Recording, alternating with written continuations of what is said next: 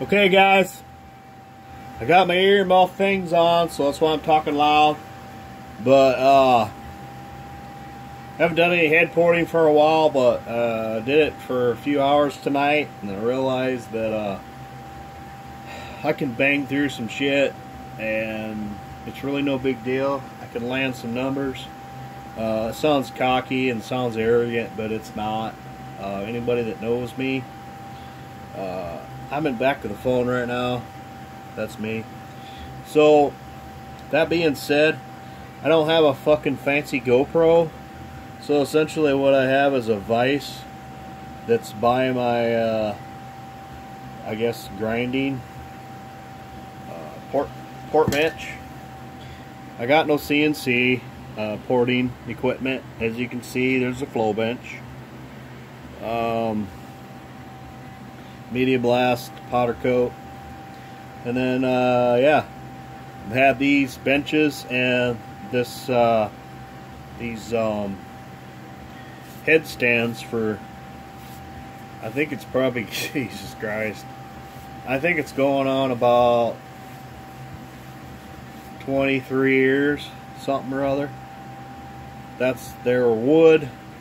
I literally built them. I had no clue what I was doing when I built them, but I just screwed them together, and this conveyor belt rubber that's on there, it's fibered, so it holds up nicely. I've done hundreds and hundreds of heads on these things, so I guess the reason for the video is just to kind of, what I'm going to do is just kind of do my thing. Hopefully the video doesn't go too long, but I'm known for long videos on my YouTube channel. If it ends up being 15-20 minutes, whatever, but what I'm going to end up doing is just kind of bang out some ports. I did a preliminary valve job on these things. Haven't checked run out or anything like that. I did kind of scuff some of the valve seats with the porting, but before assembly that will get taken care of.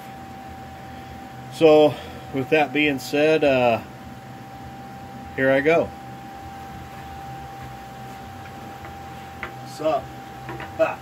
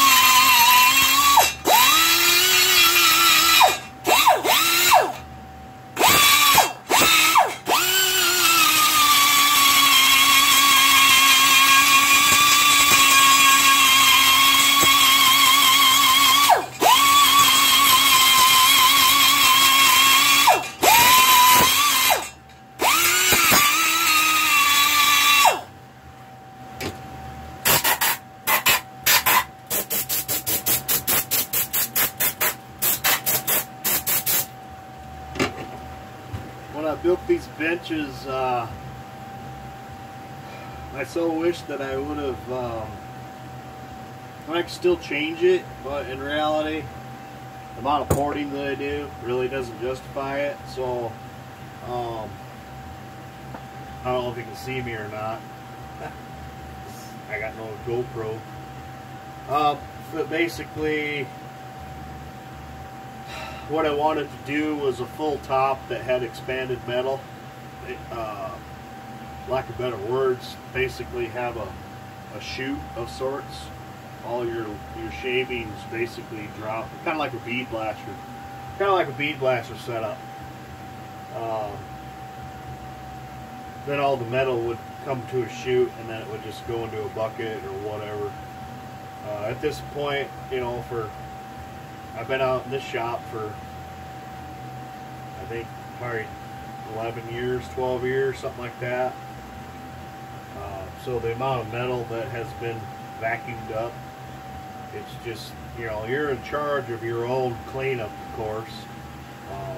But there's a lot of things that, you know, would be more user-friendly, but I think on the porting aspect, I'm kind of on my way out as far as the amount of work that I'm doing.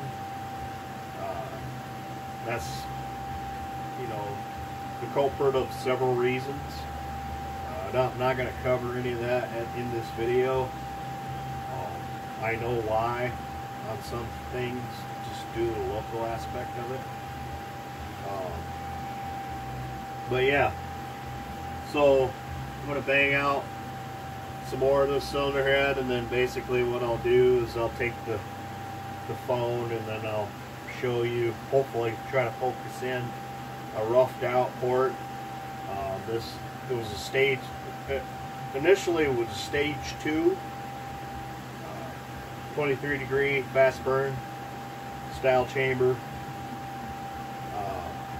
But due to the fact that he's been waiting for so long, I just kind of upped the intake port work. I mean, granted, the intake's going to get a full port, but the exhaust, rather than being a stage 2, it's kind of it's approaching to stage 3 on these heads.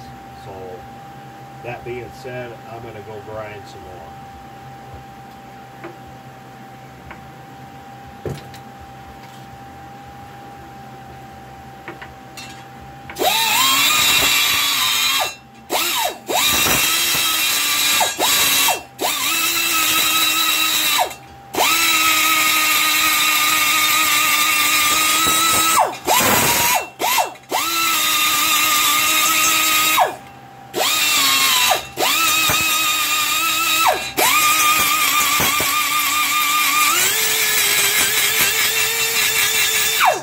Nice when you got a fucking compressor outside, so it doesn't see the controlled temperature, so you get condensation on the tank, and then you get water lines. I'm working on getting dryers in the areas that need it, but I've been dealing with that for, I don't know, 8-10 years, so whatever.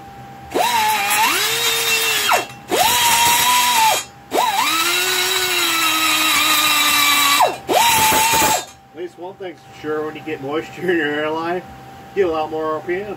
So that's cool. Maybe. As long as you lube your air tool up after the fact, you'll be fine.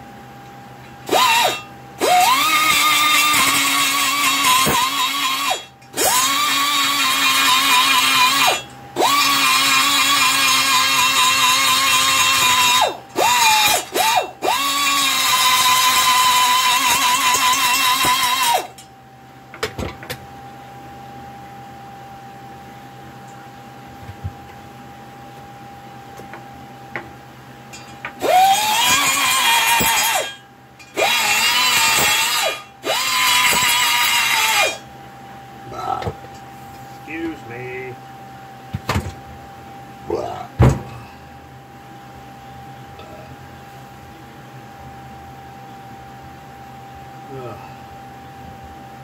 Short side needs a little attention on the intake ports, but not too bad.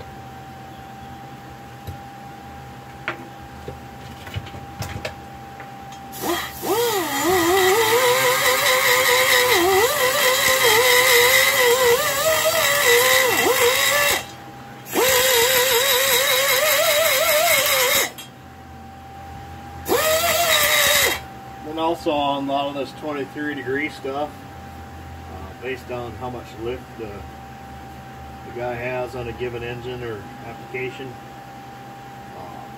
It dictates how you shape that short side. In this particular case, it's a hydraulic roller. The lift aspect of it, I need to shape that short side a little bit differently than if I were to, like a 500 lift cam, and RPM range too. Can't really disclose any of the shapes or anything like that, because that a lot of times back in the day, of course not so much anymore, a lot back then, that dictated the flow numbers I was getting over a competitor. So here I go again.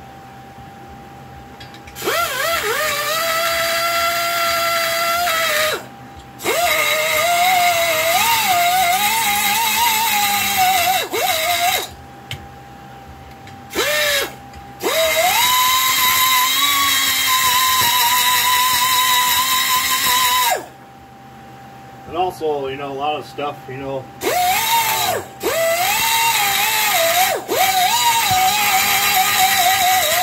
for years this porting trade has been misrepresented, in my opinion. The polishing aspect follows porting and polishing.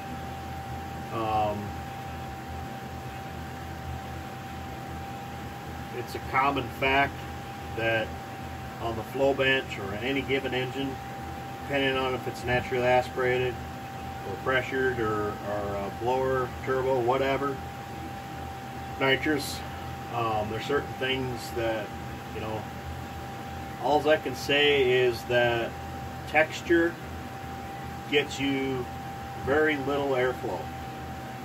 It's the overall shape.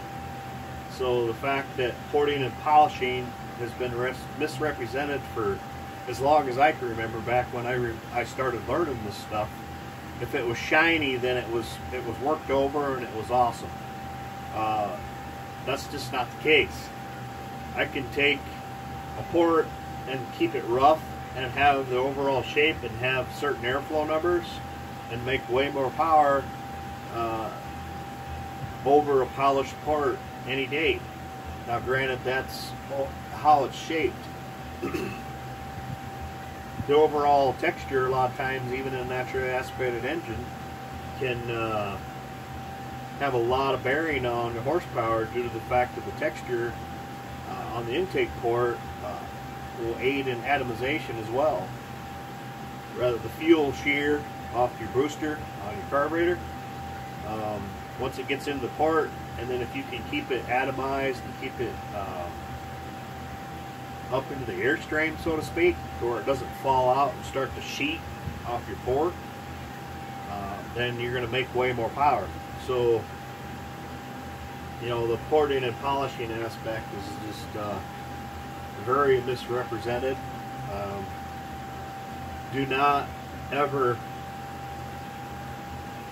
think that if a port is shiny or smooth that it's perfect and great, because odds are it's not. Because I've seen a lot of stuff that I've gained airflow on that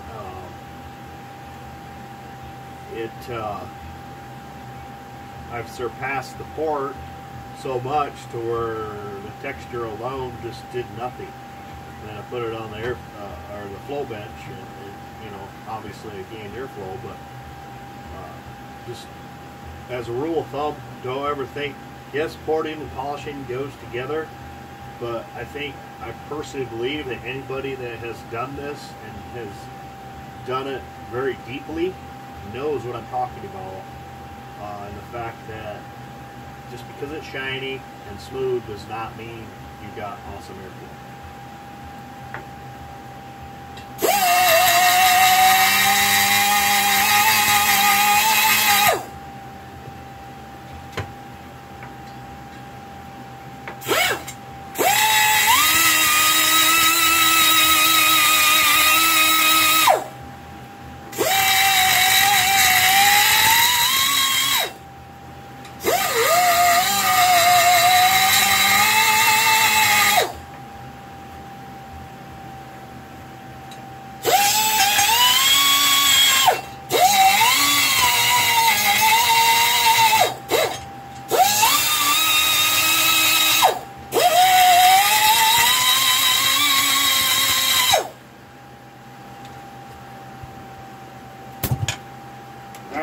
stuff is pretty well roughed out on this cylinder head. Excuse me while I blow myself off. I also got to take a piss. The thing with my stuff is I like to keep it like real world.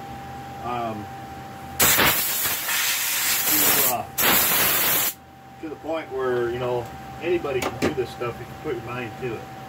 I started this when I was in my 20s, like I said. Some of the stuff that I practice now I don't understand because the metal. Got sandals on. Stupid, I know, but whatever.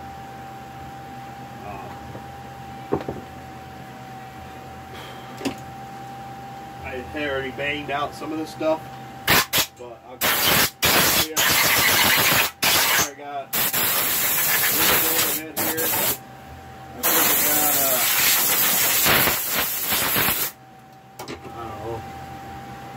It's going to be their 11/32 sodium filled LT, or that fast burn, whatever the fuck. I can rattle off all that stuff, but with a lot of turbocharged stuff anymore, this kind of naturally aspirated stuff just really doesn't matter to a lot of guys. But it's really hard to prove to them that even though they're boosted, you know, whatever the case is, whether it be nitrous or whatever, a lot can be benefited from very good porting. So I probably got 2 hours into the cylinder head. It's roughed out.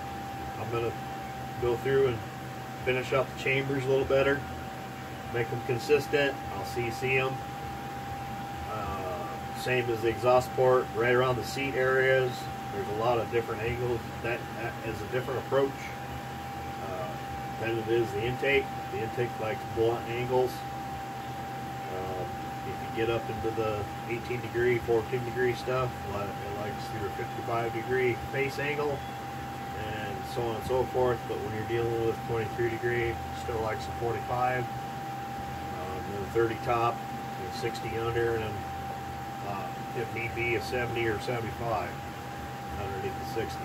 So really light valve, fairly small cubic inches. I think it'll make some pretty good power, but I'll just give it a pan over with what it looks like now.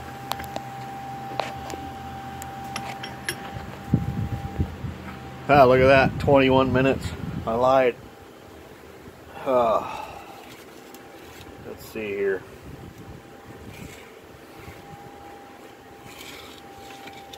Well, as you can see, it's fairly decent. Like I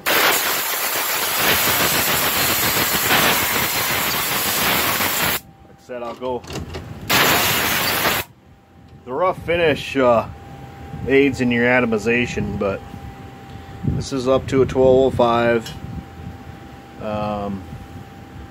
Core shift accounts. I'll take the guide boss and then. But you know, the roof really wasn't raised a whole lot, only in the sense that there's not a lot of material up there. I could probably take it up a little bit more, but you know, given the camshaft and the application, it really isn't necessary. So I think that these heads will probably do well into the, I don't know, if I had to guess, you're probably looking at 700 lift, you're probably 210 on the exhaust.